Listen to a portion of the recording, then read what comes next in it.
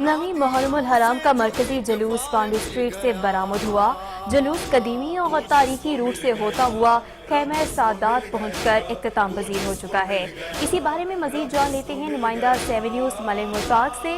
जी मलिक मुश्ताक, बताइएगा।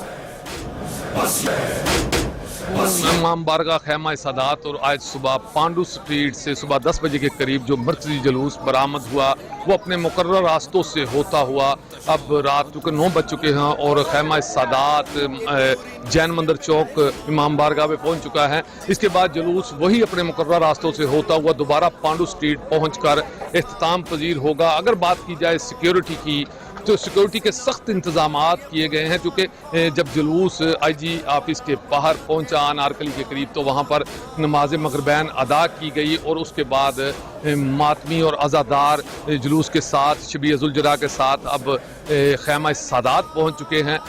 पुलिस की मुकम्मल तौर पर जो ड्यूटियां लगाई गई हैं चारों तरफ जुलूस के जो आने जाने के रास्ते हैं दाखिली या खारजी रास्तों पर पुलिस की नफरी तैनात है। पुलिस की जानिब से जो है हर शख्स को चेक किया जा रहा है। वह इंतहाई हाई अलर्ट किस्म की सिक्योरिटी यहाँ पर रखी गई है। पुलिस के अफसरान का यह कहना है, चूँकि आपको बताता चलूँ कि IG पंजाब ने CCPO लाहौर DIG लाहौर ने कई दफ़ा जुलूस का विज़िट किया है और यहाँ पर मौजूद जो पुलिस एहलकार हैं उनको बार बार ये कहा गया है कि लापरवाही किसी सूरत नहीं बरती जाएगी।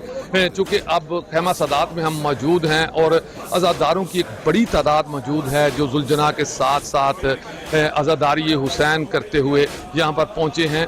चूँकि अब रात काफ़ी गुजर चुकी है लेकिन अभी भी कसीर तादाद में अज़ादारों की एक बड़ी तादाद जो है वो बिल्कुल यहाँ पर पहुँची है और उनका ये कहना है कि इसी तरह से चूँकि ये अपने वापसी रास्तों पर होता हुआ ये जुलूस जो है वो दोबारा पांडू स्ट्रीट पहुंचकर इख्तिताम पजीर होगा। जी।